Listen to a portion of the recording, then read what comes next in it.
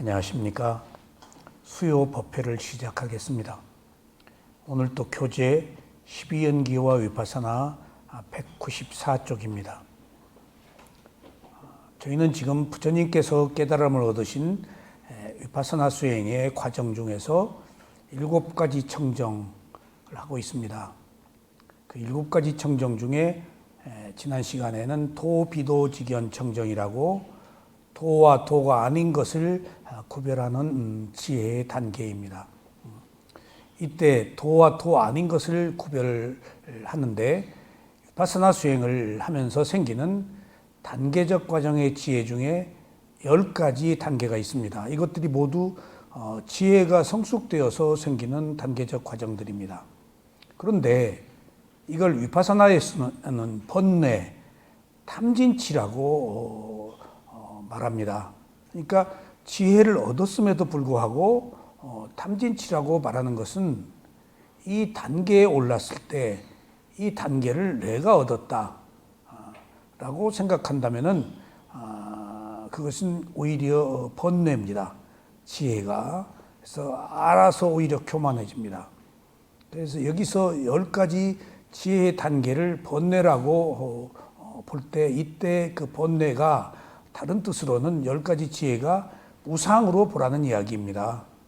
결국은 궁극에는 10가지 지혜도 무상을 보기 위해서 필요한 단계적 과정의 지혜이지 이것이 그 어느 단계가 깨달음이 아니기 때문에 과정이기 때문에 최종적으로는 존재의 특성인 무상고무화를 보기 위해서 그런 단계적 과정이 필요하기 때문에 지혜가 향상되어서 그런 단계적 과정의 상태에 이르렀다 하더라도 그것을 좋아하기 때문에 그것을 나의 수준이라고 생각하기 때문에 위파사나 수행에서는 그걸 번뇌라고 보는 겁니다.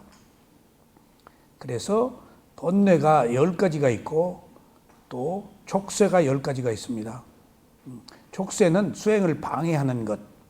근데 번뇌는 수행을 해서 향상된 지혜가 났음에도 불구하고 나의 지혜라고 생각하기 때문에 번뇌가 된다는 의미에서 10가지 번뇌고 또 10가지 족쇄는 아예 수행 자체를 방해하고 막아버리는 그런 의미에서 오하분결과 오상분결이라고 그래서 10가지 번뇌와 10가지 족쇄가 다른 뜻으로 그렇게 쓰입니다.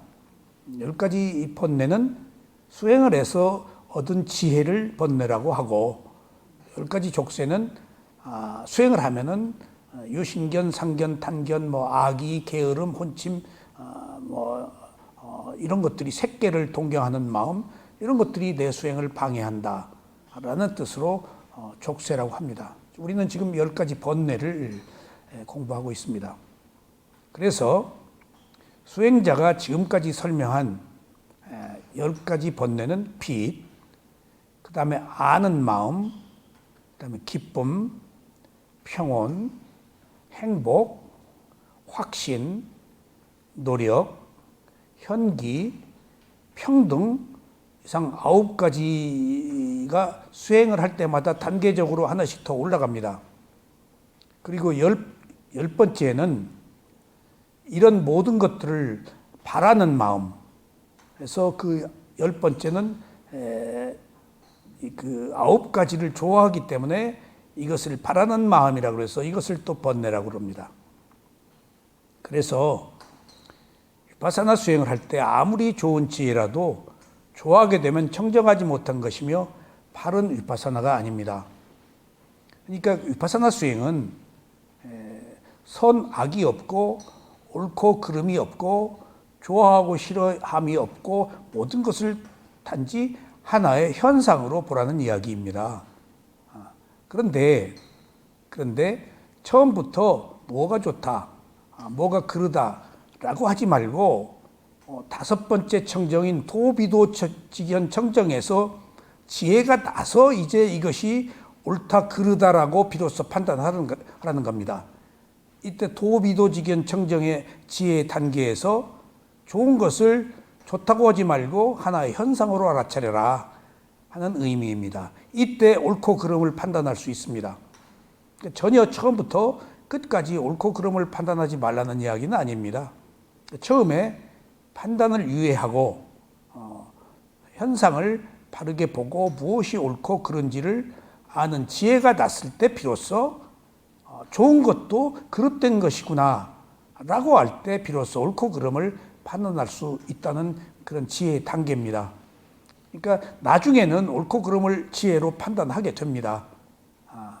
그러니까 끝까지 우리가 나중에 최종적인 그 가치, 그것은 알 필요가 있지 않겠어요? 최종적인 최고의 가치는 최고의 지혜가 결정합니다.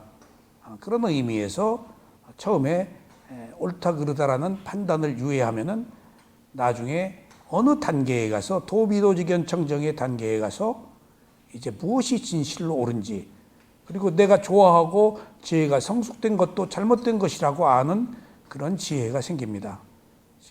그래서 지금 10가지 번뇌는 그런 의미에서 조금 색다른 지혜에 속하는 것들입니다.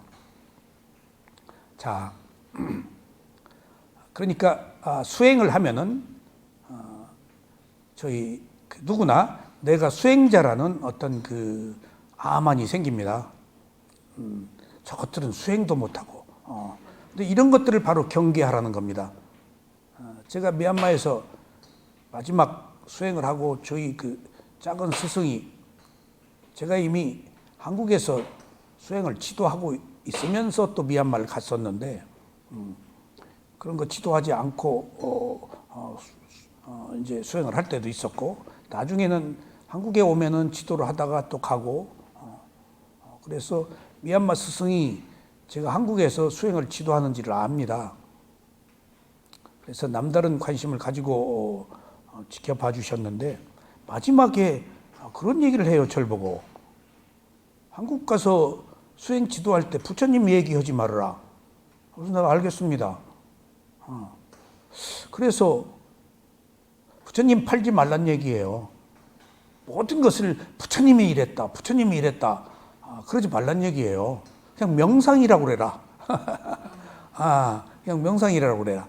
근데 나는 실력이 딸리니까 부처님 힘을 좀 빌어서 인정을 좀 받으려고 이거 부처님 말씀이다, 부처님 말씀이다 하는데, 우리 스승은 그러지 말아라, 부처님 얘기하지 말아라, 그냥 명상이라고 그래라. 그러니까 그런 의미에서 부처님 얘기를 함부로 남용하지 말고, 사람들이 그 저항하니까 그런 뜻으로 얘기를 했을 법도 하고, 그리고 또 부처님 얘기라고 자꾸 내세우면서 부처님의 이름을 빌러 내가 뭐 과시하려는 마음, 그것을 막아주려고 그렇게 얘기를 했구나.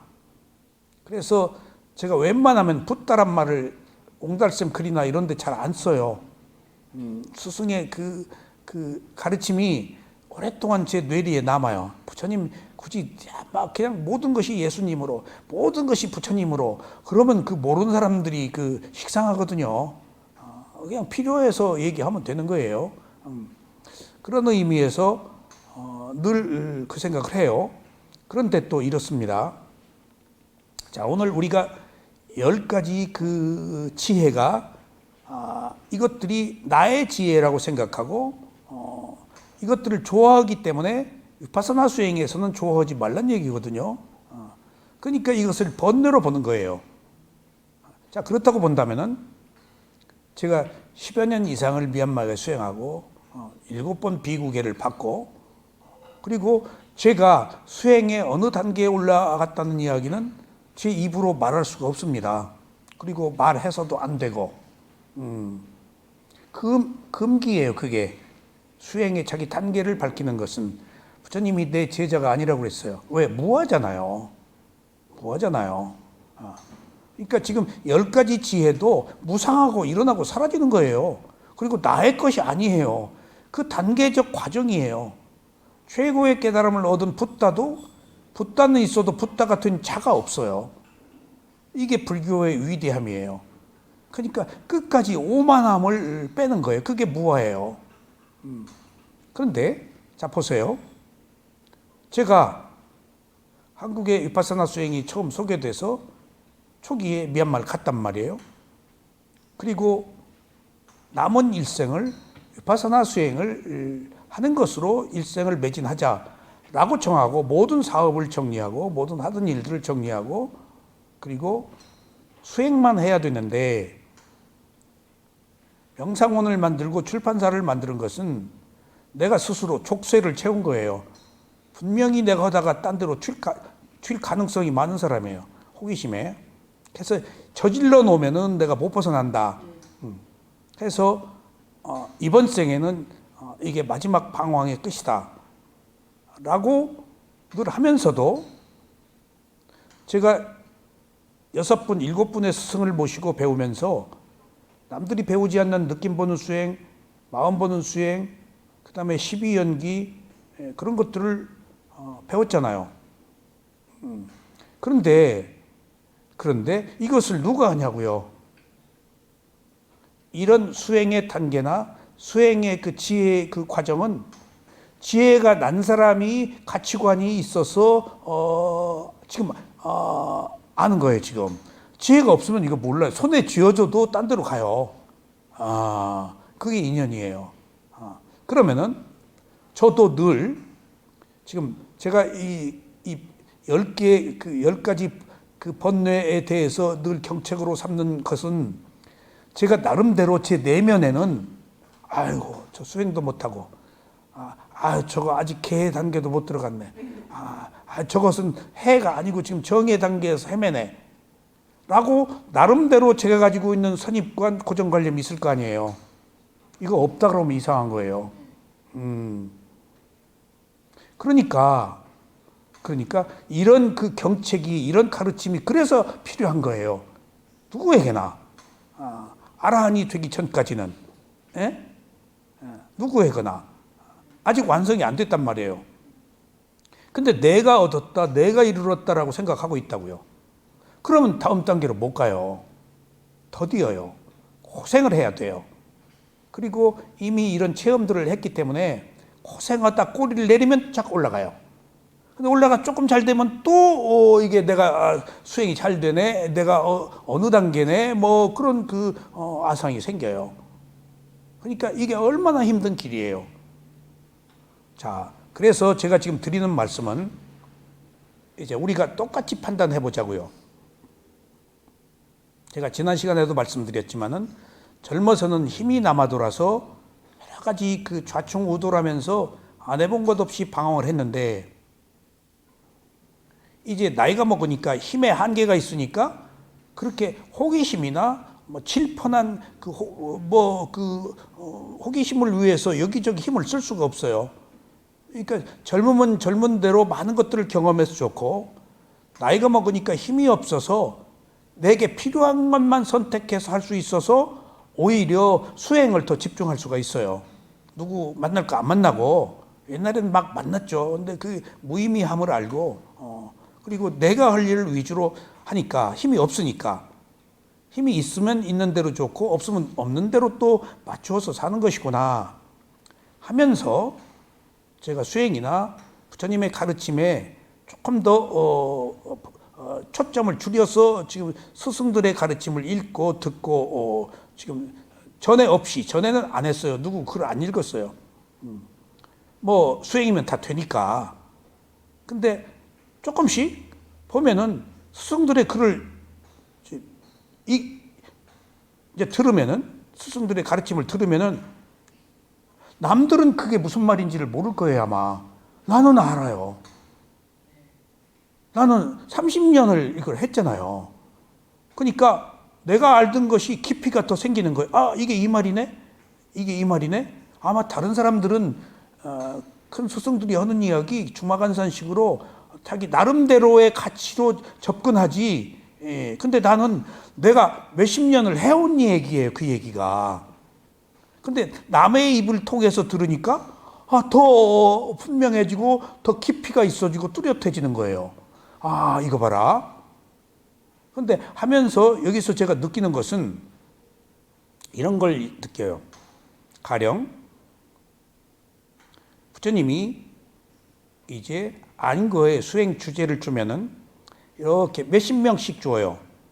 한 30명, 몇십 명 많이 못 모이게 해요. 그룹을. 탁발 때문에 그래요. 그 비구들이 먹고 살아야 되잖아요. 그러니까 그 한정된 마을에 비구가 많으면은 그것도 민폐란 말이에요. 그러니까 몇십 명 그룹으로 해서 수행 주제를 줘요. 근데 이제 묵언을 하기로 한 사람들이 이제 있었어요. 30명이. 근데 우리 이야기하지 말자. 말하지 말자. 그래서 숲속에서 얘기를 수행을 했는데 이제 서로 조금씩 떨어져서 근데 우포, 포살이 보름에는 꼭 다 모이거든요. 사람이 줄어드는 거예요. 30명이. 그래서 왜 줄어드는가? 봤더니 호랭이가 물어갔는데 소리를 안 지르는 거예요. 말하지 않기로 했으니까. 그래서 그 호랭이한테 물려갈 때 삼마사시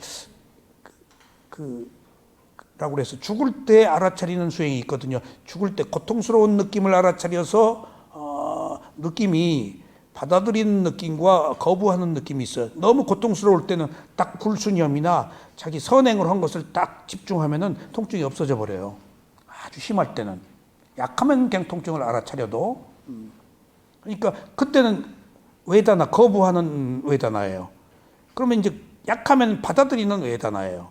지금 우리는 죽게 안 생겼으니까 이제 받아들여요.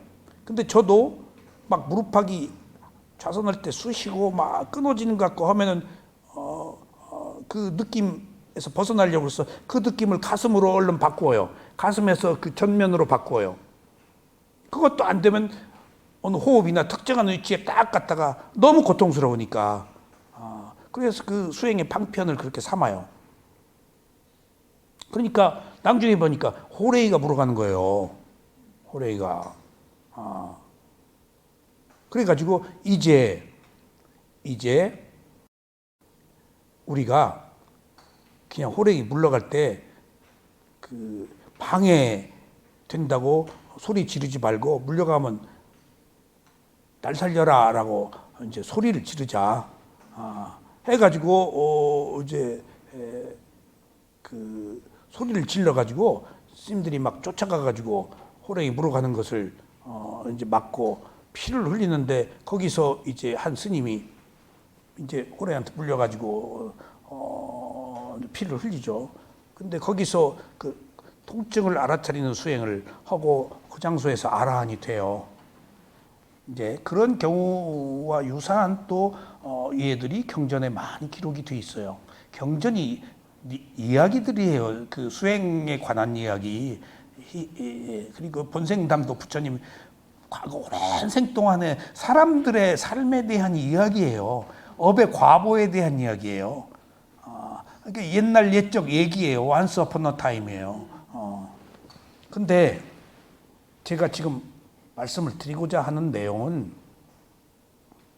자, 제가 요즘에 그 스승들의 그 가르침을 이제 듣고 내가 탁탁 스파크가 터지니까 나는 오랫동안 그 얘기를 했기 때문에 굉장히 어려운 이야기인데 쓱 지나가면은 또 듣고 처음에 딱 왔을 때 탁 영감이 떠오르고 조금 이해가 안 되는 것은 또 들어요. 그러면은 좀 깊은 내용의 법문이라는 게 이게 지금 그 문장으로 되면은 굉장히 그 철학적이고 그런 교학적인 얘기 쓱 들어서는 모르잖아요. 정신세계가 얼마나 어려운 얘기예요. 자기가 모르는 것은. 그러니까 듣고 또 듣고 이 말이네 하고 정리가 돼요. 자, 그렇게 놓고 본다면은 제가 요즘 느끼는 소회를 말씀드리는 거예요. 이거구나. 지혜가 있는 사람은 지금 부처님의 가르침 아라한으로 되는 그 과정에 가까이 간 사람이에요. 지혜가 있는 사람은. 그런데 부처님의 제자가 되고 한 인간의 괴로움을 해결하고 그래서 열반으로 향해서 가는 일련의 그런 과정이 성숙되면은 상대적으로 뭐가 줄어들까? 감각적 욕망이 줄어들어요. 결국은 감각적 욕망이 얼마나 줄어드느냐 하는 문제예요. 근데 그건 지혜로밖에 안 돼요. 그래서 이제 지혜와 보세요. 감각적 욕망 두 가지 지금 주제예요. 근데 지혜가 높아지면은 감각적 욕망이 작아져요. 작아져요. 그래서 있어도 이제 없어진 것처럼 그래서 열반으로 가는 거예요.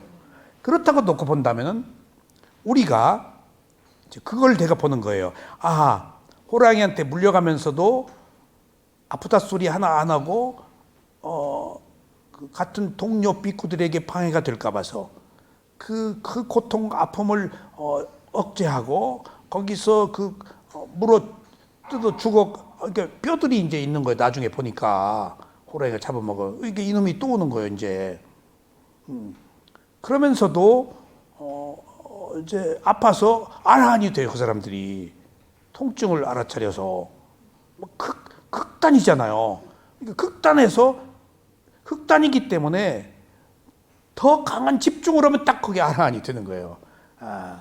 그러면은 그때 아라한이 된 그 정신적 상태는 평등심에서 최고의 지혜거든. 그럼 통증이 없어져요.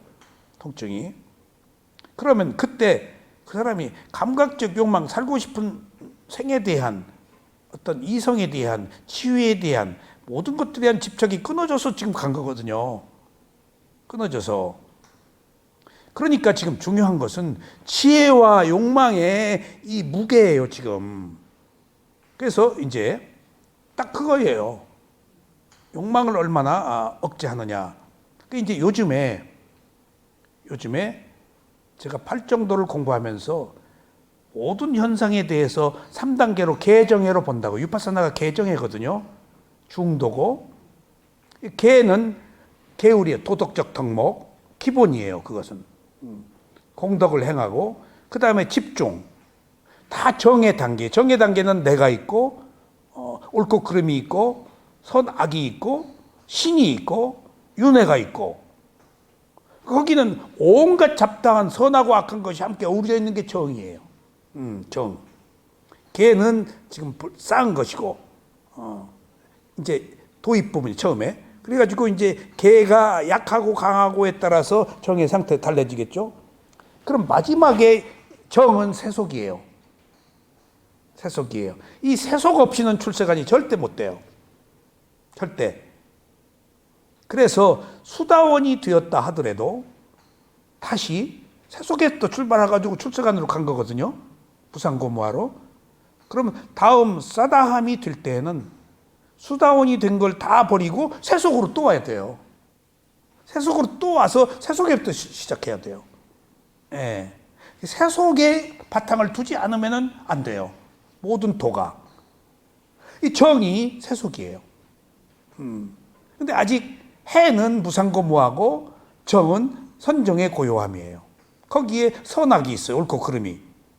그러니까 천신들이 지금 욕계 천상에 있는 사람들이 그 인간보다 지혜 수준이 낮아요. 예, 선행을 해서 갔지. 인간은 바꿀 수 있잖아요. 그 사람들은 행복만 있어가지고 그 부침이 없으니까 수행을 안 해요. 그러니까 과거에 허든 사람들이 부처님한테 오는 거예요. 거기서는 수행할 필요를 못 느껴요. 행복만 있기 때문에. 감각적 욕망의 향락이 극치 너무 아름다운 세계고 안 먹고 뭐 배설 안 하고 먹지도 않고 그러고 살거든요. 그 에너지로. 그러니까 뭐 배설 기관이 없어요. 그 천상에서는 화생으로 태어나서 그러니까 온갖 그 즐거움을 느낀단 말이에요. 거기서. 그러니까 즐거운데 무슨 수행을 하냐고요. 인간은 즐거움과 괴로움이 있어서 수행을 하잖아요. 그렇게 놓고 본다면은 이제 한 인간으로 돌아와서 제가 좀 요새 그걸 느껴요. 나는 어느 단계인가? 나는 그 감각적 욕망이 이 지혜는 보기 힘든 거라서 지금 내가 말하기도 힘들고 나도 몰라요. 어느 순간에 높았다가 어느 순간에 떨어졌다. 그러면 두드러진 것은 감각적 욕망이에요. 내가 감각적 욕망을 얼마나 가지고 있느냐가 내 수준이에요. 네. 그러니까 내가 아라한이 되는 그런 열정과 그런 그 온갖 그 힘으로 열심히 매진할 수 없는 것은 감각적 욕망의 세계에 아직 묶여 있기 때문이에요. 난 그걸 이렇게 봐요. 이렇게 스스로 이제 그러면은 내가 없어져요. 어느 단계니까. 어느 단계니까. 그러니까 달리 말할 것 없이 누가 깨달음을 얻었다, 열반에 들어갔다, 어쩌다, 그거 아무 소용없어요. 스승과 제자 사이에 이제 지도 때문에 얘기하는 거예요. 다음 단계, 다음 단계. 올려주려고 스승이 이끌어주느라고 자꾸 그 도가에 관해서 은어로 표현하지 않고 도가라고 안 하고 아는 마음이 사라졌다가 열반이에요. 그게 옆에서 들어도 뭔 말인지 몰라요. 그렇게 어떻게 해라, 어떻게 해라, 어떻게 해라 계속 리드를 해주거든요. 또 다음에 다 버리고 또 새로 시작해라. 다 얘기를 해주는데 그것은 누가 모르죠. 그러니까 그런 도가가 실제 출세관이거든요. 출세관. 이것은 얘기해도 몰라요. 그러니까 지금 우리가 내가 낮건 높건 간에 어느 정도의 지혜를 얻었는가 하는 문제는 오르락내리락 하니까 지혜를 얻었어도 뚝 떨어지니까 그것은 믿을 게 못 돼요. 지혜는. 지혜는 변하지는 않아요. 지식은 변해도 지혜는 안 변해요. 하지만은 또 다른 상황에서 다른 마음이 들어오는데 그 지혜는 있고 완전한 지혜가 아니잖아요. 지금 아라한이 되어야 완전한 지혜인데. 그러니까 지혜만 가질 때가 있나요? 지식일 때도 있는데 금방. 또 아갑의 과보가 치고 들어오죠. 업이라는 것이 의도가 있는 행위잖아요. 의도가 있는 행위에 대한 과보가 내 잠재 성향, 축적된 성향, 내 성격, 내 생각이에요. 과보가. 우리가 과보의 힘으로 산다라는 말은 내 생각이에요. 내 의식, 잠재의식이에요. 그걸 바왕같이 있다라고 그래요. 잠재의식이라고 그래요. 그게 나를 지배하거든요. 그러니까 우리가 과보심 그러는데 내 성격, 성향, 잠재의식이 과보심이야. 만들어진 거야, 행위로 인해서. 근데 그 보기 힘들잖아요. 그럼 뭘 두드러지게 볼 수 있느냐? 지혜는 보기가 힘들어요. 근데 감각적 욕망은 보기가 쉽다고요. 내가 좋다 싫다 했다. 누가 미워했다. 아이고 뭐 또 손 한번 잡아보고 싶다. 근데 어느 경우에 고상하게 이렇게 지금 얘기를 하지만은 어느 경우에 스승들은 리얼하게 얘기를 해요. 여자 얘기 많이 해요. 비구들한테. 여자 보면은 사랑하고 싶고 이웃집 제가 저한테는 이웃집 남의 부인 예쁜 여자 보면 딱 성적 욕망 일으키고 뭐 그렇게 막 리얼하게 얘기를 해요. 사실은 그게 제일 중요하거든요. 계율에 있어서 이성적 라가라고 그래요. 라가 탐욕 중에서 그 이성적 그 욕망을 라가라고 그래요. 그래서 그 로바, 도다, 모하, 로바라고 할 때도 있고 라가라고 할 때는 이성적 본능이에요. 그게 굉장히 중요해요. 다 남녀가 성적으로 보거든요. 성장하면은. 그러니까 비구니가 그 비구한테 삼배를 하도록 한 것이 지금 깨달음의 세계에서 여자는 자기 배로 새끼들 다 낳잖아요. 훌륭한 스님 남자 보아도 저 네 배로 난 새끼하고 모성 본능을 가지니까 그거 없애려고 절하라는 거예요. 모든 어머니들은 모성 본능이 있어서 그냥 아이고 안쓰러운 거 하고 있는 그대로 못 본다는 얘기예요. 그러니까 제가 요즘에 조금 제가 과거에 비해서 조금 달라졌다면은 경전 공부를 하면서 개정이라는 거에 대해서 이해가 좀 깊어졌고 팔정도 위파사나. 그러니까 다 아직 저 사람 정이야. 아직 정에도 못 갔어. 저 사람 해로 가려고 그러네. 정에 있는 사람은 아직 해로 못 간 사람이지 그게 나쁜 사람이 아니야. 언제 갈 수도 있고 못 갈 수도 있고 그 사람 일이야. 근데 그 진행되고 있는 과정이야. 언제 갈 수도 있고 못 갈 수도 있어. 근데 마침표 찍고 저거 나쁜 놈 할 일도 없어. 아직 저 단계에 있어. 업의 과보 때문에, 인연 때문에. 그러니까 뭐가 나쁘다, 옳다, 좋다, 그러다 할 이유가 없어. 과정이니까. 윤회하는 성호에서 무상하니까. 계속 모든 것들은 일어났다 사라지니까. 그러니까 누가 나쁘다, 밉다라고 하등의 이유가 없어. 과정이니까. 과정이니까. 부처님도 10가지 과거에 오랫동안 그 동생 자식까지도 죽였어요. 부처님이 재산 때문에. 별하별 나쁜 짓을 다 해가지고 이 생에서 받은 10가지 참혹한 일들 다 부처님이 고했어요. 다 이 생에 한번 어떤 여자가 그 이교도가 바가지 이렇게 하고 부처님 법문원대 와가지고 배 이렇게 불러가지고 저 붙다가 나 강간해가지고 내 애게 뱉다가 이 봐라 이 붙다 애기다. 그것도 과거에 어떤 업 때문에 그랬다고 붙다가 다 밝혀요. 그러니까 그때 쥐가 그 여자한테 와가지고 그 바가지가 뚝 떨어져서 이제 그러면 그 여자 안 좋지 과보가. 그러니까 그 부처가 자기가 일생 동안에 겪은 그 고난, 핍박을 받은 일들이 과거에 어느 생에 무슨 일 때문에 그런 과보가 받았다라고 얘기하는 것을 부처님이 얘기했어. 근데 경전에다가 그걸 넣었을까 안 넣었을까? 니까야에 넣었어. 왜? 부처님이 한 인간이야. 그리고 그게 붓다가 아니야, 과거가. 과거 행위를 한 자도 붓다가 아니고 지금 그 상황에 처해 있는 것도 붓다가 아니야. 붓다는 깨달음을 얻은 순간의 마음일 뿐이야. 그러니까 바꿔 얘기하면 그 우상화하고 뭐 불가침이고 뭐 무오류고 하면 그런 얘기 안 넣지. 경전은 다 넣어요. 무하니까. 그 행위 자체가 붓다 행위가 아닌 거예요. 어느 한 인간의 순간의 마음이 의도를 가지고 행위를 하고 그리고 나중에 또 그 마음에 의해 생긴 또 다른 마음이 그 과보를 받을 뿐이야. 붓다는 상대적인 의미, 나 너는 상대적인 의미로 명칭으로 우리가 부르는 것이지 실제 그 나나 너라고 하는 실체는 없어. 순간순간 마음이 변하니까. 그런 의미에서 경전이 만들어진 과정에서 부처가 실수한 얘기 과거에 그런 이야기 사리불 이런 사람들이 실수한 얘기들 같은 거 그대로 가감을 하지 않고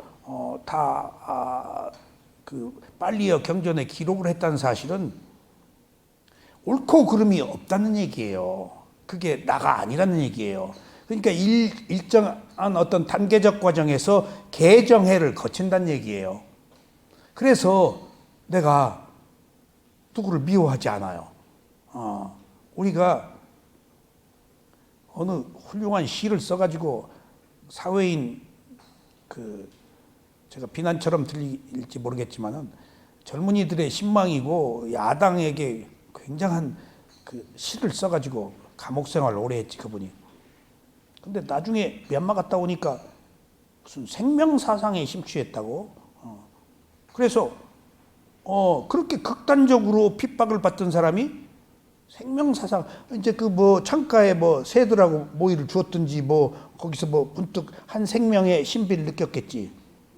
그리고 와서 하는 얘기가 시계추야. 이쪽에서 이쪽을 비난해. 이쪽에서 이쪽으로 온 거야. 그럼 이쪽에서 이쪽을 비난하면 안 돼.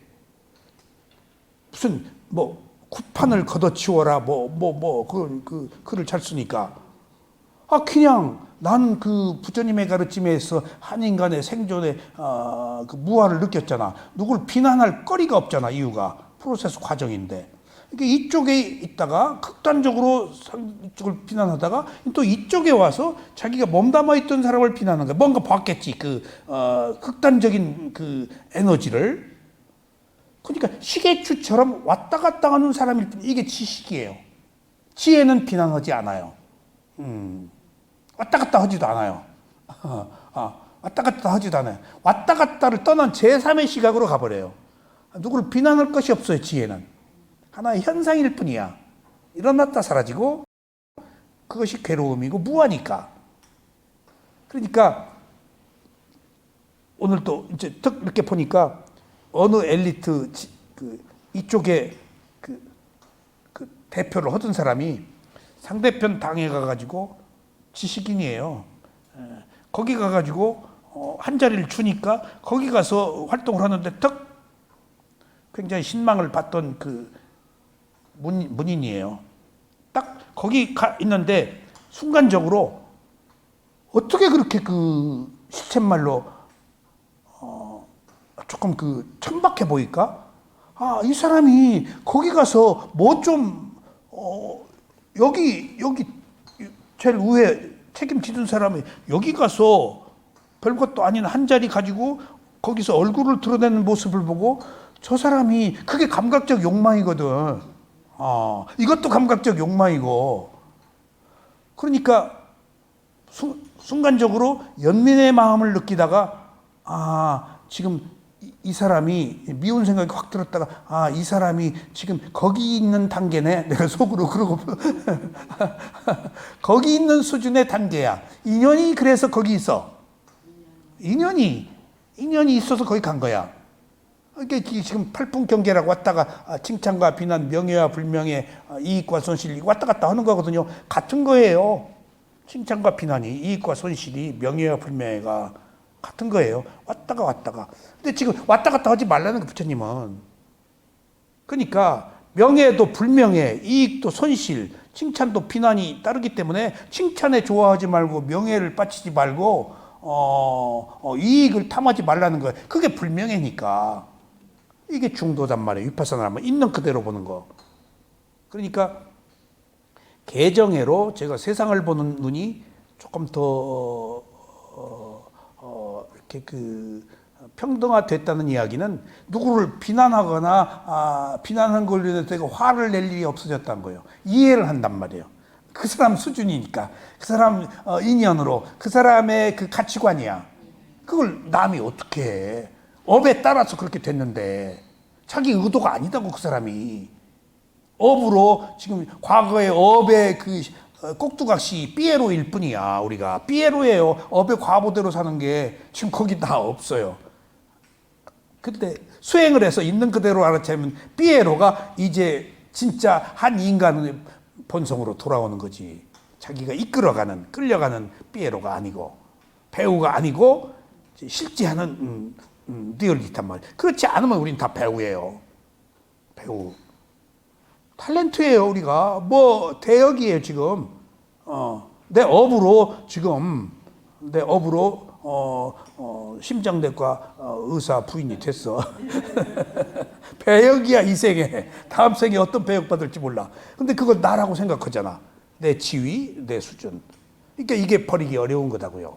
그래서 이제 내 그것을 버리기 어려운 것을, 암환심을 내가 컨트롤할 수 있는 하나의 그 방법을 찾았는데, 지금 지혜와 감각적 욕망, 지혜는 모르니까 내가 알 수 있는 것은 내 욕망이란 말이야 지금. 내 욕망. 그러니까 아직도 내가 누리고 있는 것들, 아직도 내가 얻으려고 하는 것들을 보면은 자꾸 이것이 내 욕망이라고 아니까 조금씩 벗어나게 되더라고요. 내가. 그러니까 욕망이 줄어들면 이게 지혜가 올라가는 거예요. 그러니까 이 차이예요. 이 차이. 이게 올라가면 이게 올라가면 지혜가 없지. 이제 욕망이 우선하니까 이 차이인데, 내가 내 욕망은 잘 못 봤거든. 이것만 자꾸 추구했지. 근데 이거 한번 보고 이걸 보니까 내가 무게가 아직 아라한되기는 조금 너무 부족해. 그러니까 내가 아는 거야. 이제 나를. 내가 욕망의 수준으로 나를 가늠한 거야. 멀었구나. 몇 생이 될지는 모르겠지만은 멀었구나. 호련히 모든 것들에 집착을 여기기에는 아직도 내가 감각적 욕망이 내 의식 속에 있구나. 뭘 해야 되겠구나. 뭘 이루어야 되겠구나. 라는 어떤 결론을 얻으려고 하는 마음들이 있구나. 그게 이제 이 명상원에 관계된 것도 마찬가지예요. 그것도 없어야 돼요. 그런 의미에서 참으로 우리는 또 한 번 다시 숙고하지 않을 수가 없는 문제가 있어요. 사회적으로. 이 불교를 사회적 측면에서 평가하면 안 돼요. 오직 한 인간의 정신으로 평가해야지. 이 불교는 세속하고 다른 출세관이에요. 그러니까 지위나 돈, 명예를 얻는 것이 아니고, 부처님은 얻지 말라가 아니고 얻어도 수행을 해서 지혜를 얻으라는 얘기야. 그런 사람이 많이 있죠. 지위를 갖고도 부자, 장자. 그런데 우리가 지위를 얻었다 그 자체가 오만이잖아요. 그래서 내가 말씀드리는 거예요. 내가 몇 년 수행을 했다? 몇 년이 무슨 의미가 있어요? 내가 수행에 어느 단계에 올라갔다? 그게 내 거요? 근데 우리는 가지고 있다고요. 내가 몇 년 수행하고 한국에서 뭐 처음으로 수행하고 뭐 어쩌고 저쩌고 12연기는 내가 한국에서 처음으로 배우고 뭐 어쩌고 저쩌고. 그러니까 내가 감각적 욕망의 어느 상태인가를 보니까 이제 그런 것들이 드러나는 거예요. 내가 내 위치를 집착하고 내 위치를 드러내려고 그러고 내 위치에 대해서 자존심, 암환심을 가졌다는 것이 보이는 거예요. 한참 멀었네. 한참 멀었네. 그러니까 이제 알아가는 거예요. 이게 방법을 내가 알았어요. 지혜는 자기가 어느 수준인지 모르니까. 근데 욕망은 이게 항상 붙어 있는 거 아니에요. 딱 지금 욕망은 붙어 있어요. 내가 알잖아요. 지금 뭐 바라는 거. 누구 예쁜 여자 보면 예쁘다 하고 동사무소 가서 오늘 딱 뭘 서류를 떼는데 예쁜 사람이 갖는 그 약간 그 독이 있잖아요. 딱 앉아 있는데 난 무슨 탤런트가 일일 나온 줄 알았어. 그래서 딱 보는데 굉장히 쌀쌀맞게 탁탁 그래서 속으로 마음속으로 얼른 분별인데 예쁜 꼴값 하네. 탁탁 뭐 아주 탁탁탁탁 안돼 딱딱거리는데 얼굴은 예쁘네. 예. 그러다가 내가 딴 경우에 쪼크로 예쁘십니다 할 수 있는데 오늘 안 했어. 얼른 그 마음을 봤어. 예. 내가 미장원에 가서 몇 달 만에 미장원에 갔더니 그 미용사가 나이가 조금 드셨는데 굉장히 예뻐요. 그리고 딱 유니폼하고 근데 내가 몇 달 만에 갔는데 몇 달 만에 오셨네요 딱 그러는 거야. 내가 감동받았지. 예, 감동받았지. 거긴 사람이 많아서 딴 데로 가고 이렇게 쓱 보고 사람 많으면 딴 데로 가는데 거긴 값이 싸 7,000원. 근데 몇 달 만에 오셨네요. 그래서 내가 얼른 감동해가지고 딱 앉아서 예뻐지셨어요. 못 본 사이에. 예. 그리고 나서 얼른 내 마음을 봤어. 얼굴이 화끈화끈 거려가지고 내가 예뻐지셨어요 라는 그 내 이야기 속에 그 사람을 소유하려는 본능이 딱 있더라고요. 그냥 예뻐졌어. 그냥 지나간 얘기 아니야. 예쁘니까 내가 한번 그 소위 말하면 뭔가 썸 타는 그 순간적으로 나도 모르게 집착하고 소유하려는 개념이 있더라고. 그냥 괜히 예쁘다고 안 해. 나하고 상관없으면 예쁘다고 말고 할 일 있어. 예쁘다고 했다면은 뭔가 바라는 것이 있다는 얘기야. 그걸 몰랐는데 내가 얼른 그 마음을 보니까, 내가 예쁘다고 하고 그 순간적으로 그 예쁜 것을 소유하려는 마음이 있어. 그러니까 막 얼굴이 화끈화끈거리고 뭐 도둑질하다 들킨 사람 같이. 그러니까 내가 어디 가서 예쁘다는 얘기를 못 해. 은현 씨 보고 살 빠졌다는 얘기나. 예. 그러니까 그런 것들이 지금 감각적 욕망이란 말이에요. 그게 어떻다라고. 밉다 그러는 것은 감각적 욕망에 지금 요구 조건이 충족이 안 되니까 지금 반대급부로 밉다 그러는 거예요. 그게 감각적 욕망이야. 밉다고 화내는 게 충족이 안 돼서 화를 내는 거거든. 이게 좋은 것, 싫은 것, 옳고 그런 것이 다 동일선상에 있는 거예요. 동전에 양면같이 붙어 있는 거예요. 좋아해서 싫어하는 거거든. 그래서 다시 한번 팔 정도로 이 세상에 비난하는 사람이 적어지고 이제 조금 비난할 만한 사람을 아직 그 개 단계도 못 오셨네. 저분 아직 정의 단계라서 해가 없어서 막 뭐가 옳다고 지나치게 뭘 주장하시네. 자기 종교가 자기 사상이. 그러면 된 거야. 근데 언젠가 그 사람이 와. 그건 모르는 거 아니야. 부처님이 모르는 게 딱 하나 있어요. 뭘 모르죠? 부처님 다 내다보잖아요. 모르는 게 있어요. 아라한들이 모르는 게 있어요. 신통한 아라한들이. 사람의 마음이 어떻게 바뀔지는 몰라요. 누구도 몰라요, 그건. 예정되어 있는 건 보여요. 근데 예정되어 있지만은 또 바뀌어버리니까. 사람의 마음에 의해서. 누구도 사람의 마음을 몰라요. 그게 무아예요. 그게 무아예요. 그게 무상이고. 그러니까 누구 마음이다, 누구다라고 할 게 없어. 이게 중요한 얘기예요. 부처님이 모르는 게 있어, 하나. 예수님이 모르는 건 뭐죠? 예? 예수님이 모르는 게 세 가지가 있어요. 예. 자기를 믿는 종파가 몇 개인데 모르는데 너무 많아가지고. 그게 조크예요, 조크. 또 기독교 뚝딱 북치고 뭐 파만 들으니까. 예. 그 다음에 기독교의 재산이 얼마인지를 모르는데 어떻게 부를 축적했는지. 세 번째는 프란체스코 그 수도회 사람들의 지혜를 모르는데 그렇게 깊대요. 조크야. 근데 불교에서는 공식적으로 하는 이야기예요. 경전에 나온 얘기예요. 모르는 게 있다. 제가 다 알아도 어떻게 변할지 모르는 사람의 마음 몰라요. 계속 법문해 주는 거예요. 예정되어 있으면 얘기할 필요도 없어. 그 가도록 되어 있는데 근데 예정은 되어 있지만 바뀌니까 그대로 못 가니까 누구 지인을 만난다 악인을 만난다에 따라서 사람의 마음은 모른다는 거예요. 다는 붙다도 이게 무아예요. 이게 무상이고 그러니까 누가 누구를 믿어. 그래서 사람을 믿지 말라는 거예요. 사람 믿지 말라는 거예요. 나도 오늘 지금 외국에 다음 주에 가기 때문에 이번 주까지 침을 맞도록 다 예정되어 있는데 딱 오늘 아침에 일어나자 이렇게 아픈 침을 갈 때까지 꼭 맞아야 돼? 하고 굉장히 의무적으로 너무 열심히 한 번도 안 빠지고 갈 때 꼭 갔는데 어떤 일이 있어도 갔어요. 갔는데 바람이 푹 들어왔어. 이거 꼭 맞아야 돼? 갔다 와서 맞지? 하니까 그냥 가야 되겠다는 생각이 그냥 뚝 정내미가 뚝 떨어져 버려서 어떻게 한순간에 이렇게 이미 가기로 병원에서 약속이 돼 있어. 안 가면 또 왜 안 오냐고 문자가 와. 그 내가 다니는 한의원은. 근데 이거 뭐더러 가?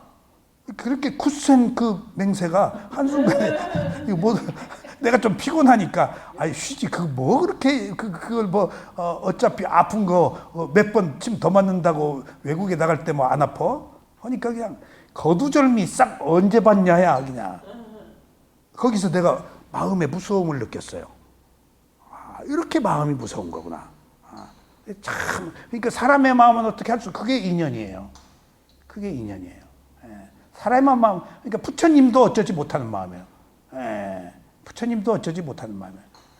그래서 자꾸 어쩌지 못하니까 좋은 얘기 자꾸 해줘서 지금 못 벗어나게 하는 거예요. 그 조금 이따 알아 안 될 사람은 얘기할 필요 없어. 근데 모른단 말이야. 되도록 돼 있지만은 확실히 되는 건 아니단 말이에요. 어떤 변수가 있는지 모른다고. 어떤 업이 치고 들어올지 모른다고. 가변적이니까. 그래서 불가에 놓은 어린애예요, 우리가. 그래서 늘 끊임없이 우리를 제어하고 알아차려야 돼요. 그래서 개정해로 내가 비난을 요새 안 한다. 그리고 그러니까 내가 훨씬 편해졌어. 좋아하는 거, 극단적인 거 그것은 어느 의미로는 정의거든. 근데 정의가 아니야. 자기 욕망이야. 제가 저희 선친 독립운동 그 단체가 있는데 교수들이 국가기념일로 지정을 했어요. 6월 10일. 우리나라 독립운동이 3.1운동 60만 세 광주 사태 3개밖에 없어요. 독립운동을 우리는 못했어요. 만주에서 다 했어요. 그러니까 그 유럽처럼 레지스탕스 그런 거 없었어요.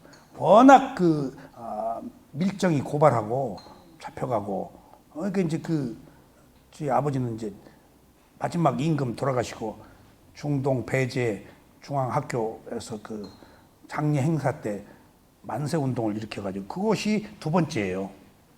그리고 3.1운동은 기생집에서 3.1운동 선언하고 만세 부른 거예요.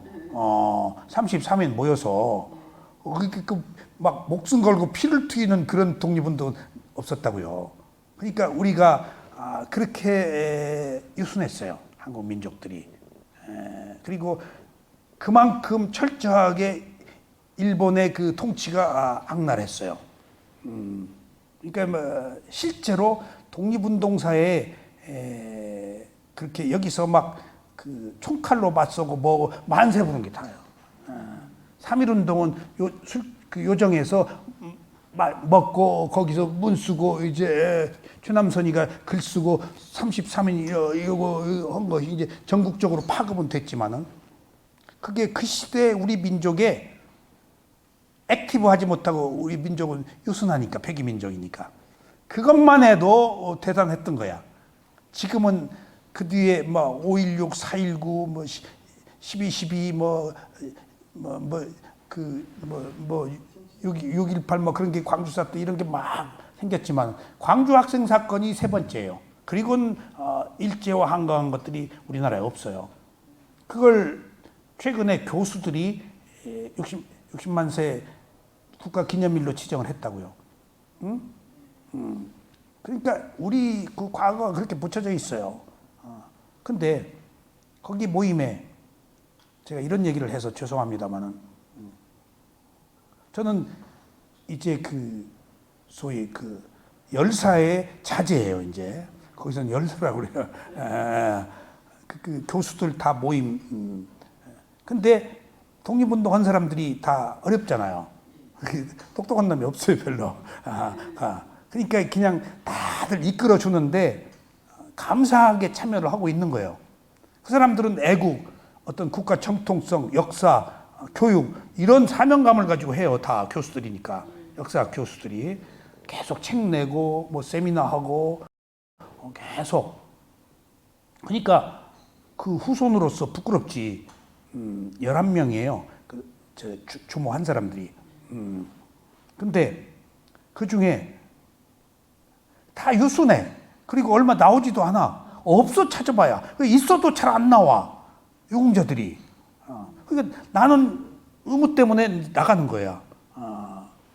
진짜 나는 수행을 하기 때문에 그런 거 큰 의미를 못 느끼지만은 어떤 국가적 의미, 아버지를 내가 아버지 얼굴 못 보고 자랐으니까 그런 어떤 사명감 때문에 가는데 얘기가 빗나가서 죄송해요. 그 11분의 자제의 아들이 손자가 한 사람 떡 나왔어요. 그 이제 그 유족 일원으로 이제 뭐가 된 거예요. 이제 판을 깨는 거야. 어떻게 공격적으로 막 얘기하는지.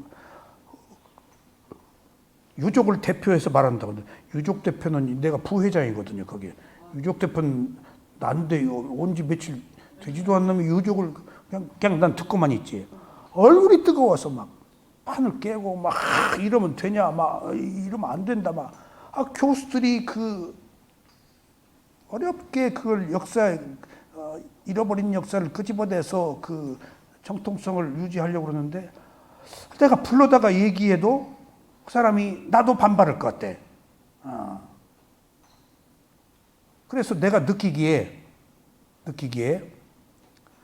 이런 걸 순간적으로 느꼈어. 소위 뭔가 투쟁하는 사람들이 공격적인 성향이 있잖아.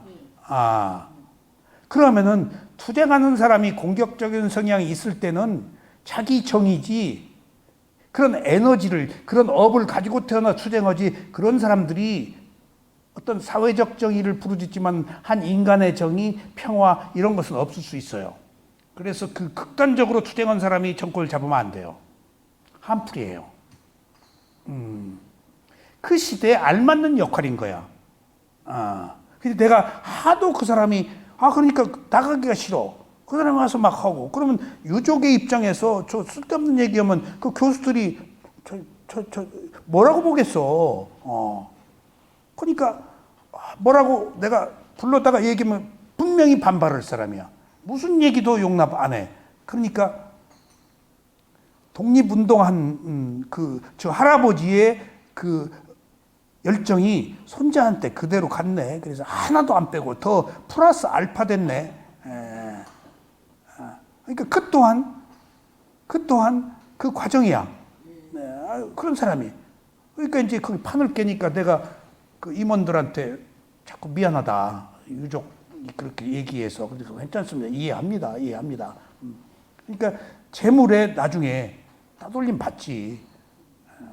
그러니까 이제 제끼려고 하니까 이제 뭐 어쩌고 저쩌고 이제 막 그 법적으로 하겠다 뭐 그러니까 지금 우리가 중도라는 것이 지금 그게 옳고 그름에 상관없이 자기 성향이라고요. 그렇게 그 공격적인 것이.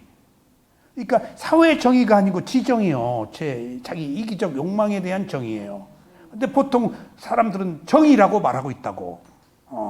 그러니까 지금 그런 투사들, 열혈 투사들, 그런 사람들이 캐치프레이즈는 그렇게 내걸고 실제로 그 이면에는 너무 극단으로 가기 때문에 그 부분에서 필요한 만큼은 그게 필요할 수 있겠지만은 그것들이 모든 것에서 통용되는 에너지는 아니라고요. 그래서 이게 지금 중도의 가치, 퀄리티, 그것이 지금 여기 내가 말씀을 드리는 거예요, 지금.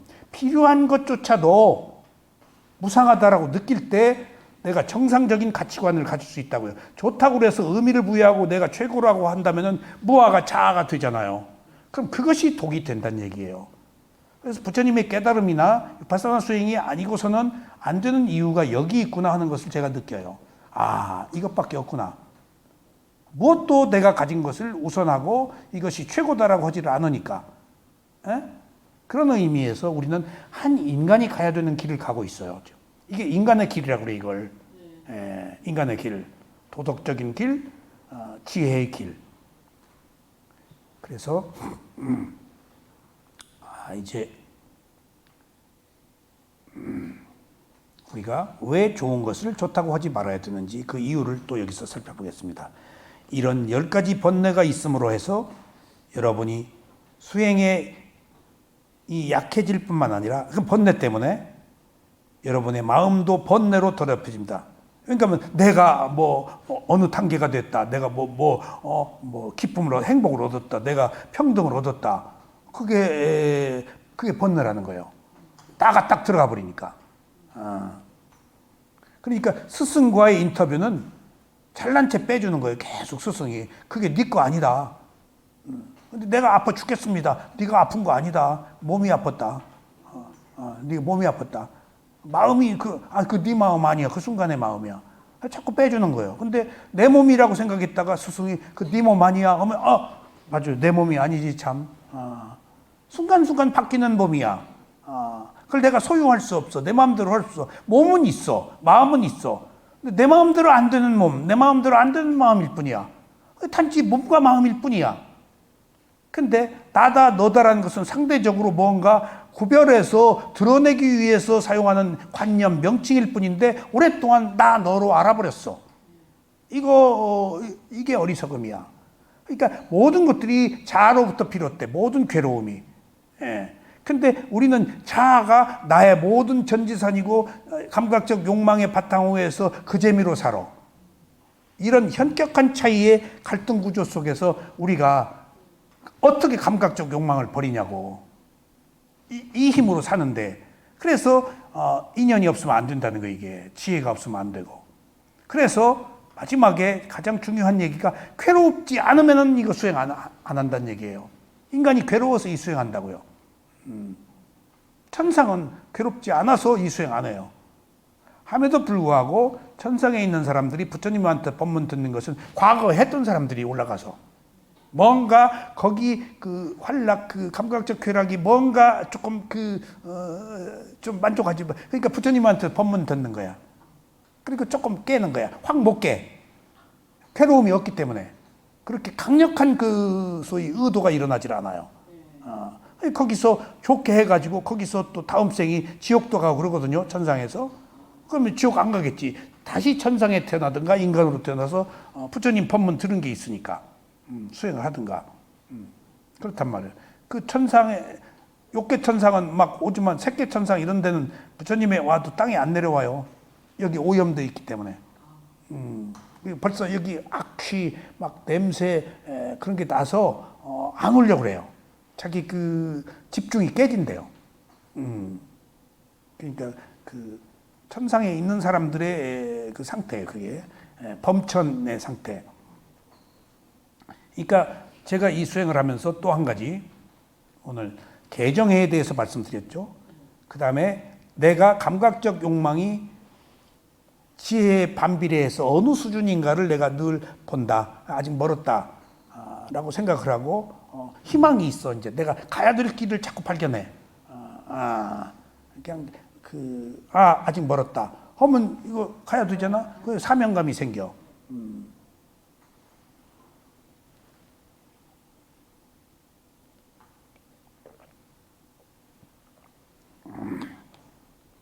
그리고 하나는 잊어버렸어. 금방 얘기해. 이따가 생각할게요. 요새 아는 거.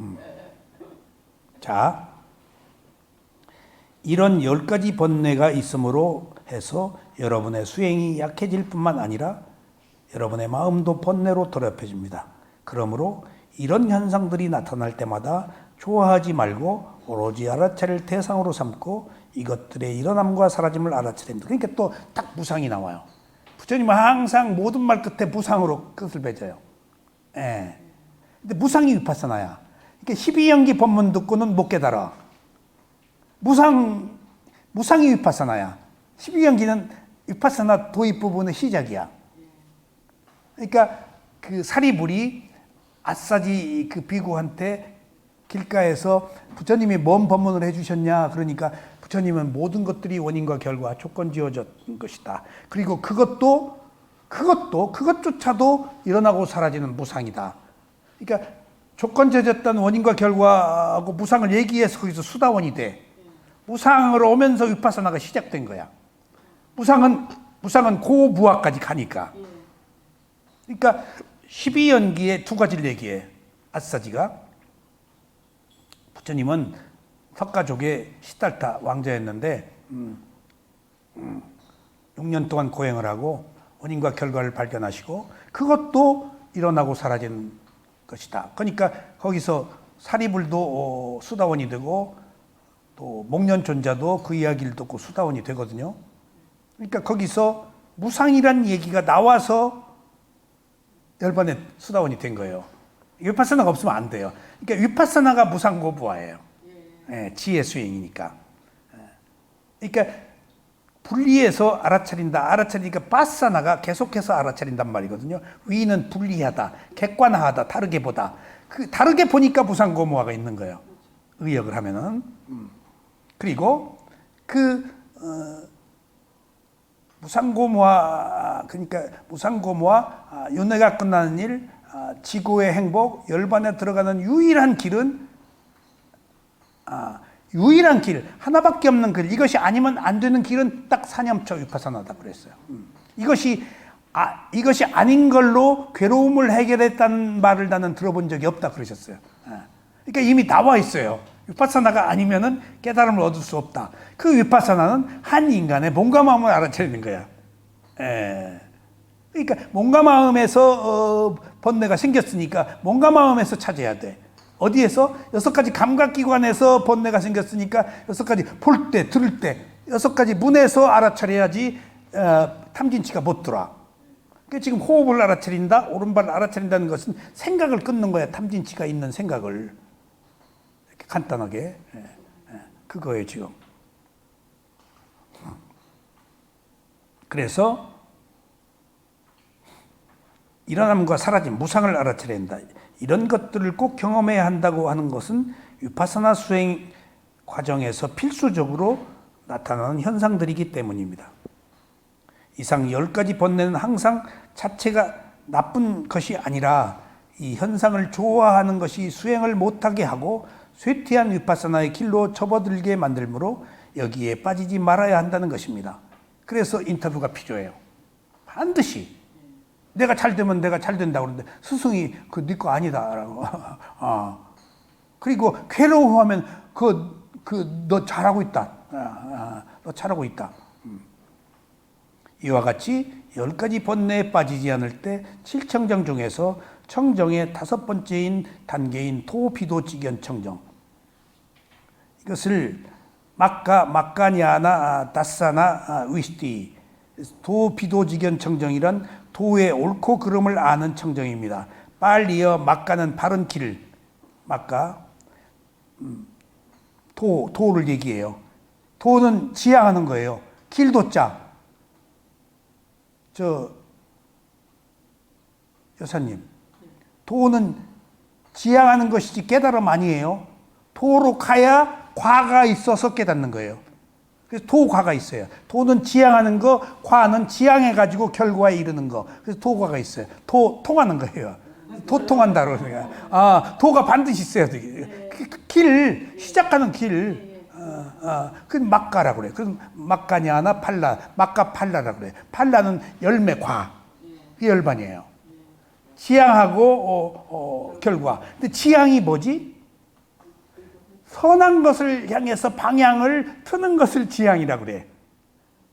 이게 그 정견 바른 지혜는 어느 방향으로 갈까? 감각적 욕망의 방향으로 갈까? 지혜로 갈까? 해서 지혜로 가기를 정한 사람이 정견이야. 그게 도야. 그러니까 그 다음에 정견이 그 지혜의 방향을 그러니까 팔정도 정사유, 지혜 두 개, 정견, 정사유거든요.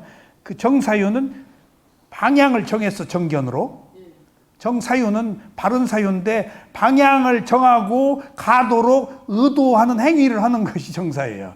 그래야 이제 방향만 전하면 뭐에 가야지. 가도록 그 사유, 그 의도야. 그게 생각이 아니고 가도록 가는 의도가 의도가 있는 행위를 하도록 하는 게 정사유야. 그게 이런 생각이 아니고 바른 사유가 아니고 의도가 있는 행위를 말하는 거예요. 그러니까 이제 스텝 바이 스텝으로 이제 가는 거예요. 그래서 이 도는 반드시 지향하는 것이지 그게 결과는 아니다.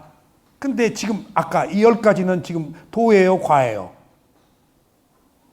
도지, 도. 근데 여기서 내가 깨달았다고 과라 그러면 안 된다니까. 그래서 유사비빠나가 10가지 속에 이것을 잘못 알고 내가 열반에 들어갔다라고 깨달았다라고 착각을 하는데 부처님은 그러지 말아라. 그건 도지 과는 아니다. 그러니까 도는 지향하는 것. 그 길이야. 그것도 일어났다 사라져버려. 근데 거기서 우리가 스승이 없으면 깨달음을 얻을 수 없다고 하는 이유는 이것을 누구도 몰라. 부처가 아니면 얘기 안 해주면 혼자 깨달을 수가 없어. 불가능해요. 그래서 붓다는 이름이 삼마삼붓다. 붓다라는 의미가 여러 가지가 있지만 스스로 깨달음을 얻은 자, 위 없는 깨달음을 얻은 자란 말이에요. 그러니까 내가 혼자 깨달았다는 것은 그 붓다라는 의미예요. 불가능해요. 그러니까 우리가 살아온 어떤 정형화된 패턴이 아니야. 전혀 새로운 거야. 있는 그대로 놓고 본 적이 없어. 그리고 이런 지혜의 과정을 내게 아니라고 생각해 본 적이 없어. 그러니까 스승 없으면 못 간다는 이유가 거기 있어요. 그러니까 부처가 최고고 부처가 아니면 안 된다는 얘기가 아니고 구조적으로 우리가 가지고 있는 그 번뇌, 오염된 마음이 지금 알을 깰 수가 없다는 호두껍질을 스승이 깨줘야 된다는 얘기예요. 그게 너 아니다. 네 거 아니다. 그리고 죽겠습니다. 그리고 너 잘하고 있다.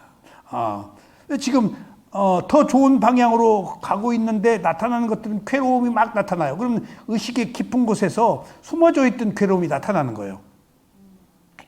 그러니까 그건 더 좋은 거예요. 수행하면 막 뒤집어지고 소리 지르고 막 분규가 일어나고 치고받고 싸우고 그래요. 그럼 저 깊은 곳에 이때 나왔다는 것은 해원 상생할 수 있는 기회잖아. 있는지 몰랐는데 나왔으니까 이제 곰팡이 햇빛 쐬서 지금 살균 작용시켜야지. 그러니까 수행하는 과정이 지금 나는 막 뒤집어지고 괴로운데 스승은 잘 가고 있네. 나와야 될 게 나온 거예요 지금. 나와야 돼 그게. 근데 나는 그것을 좋아하나? 안 좋아하지.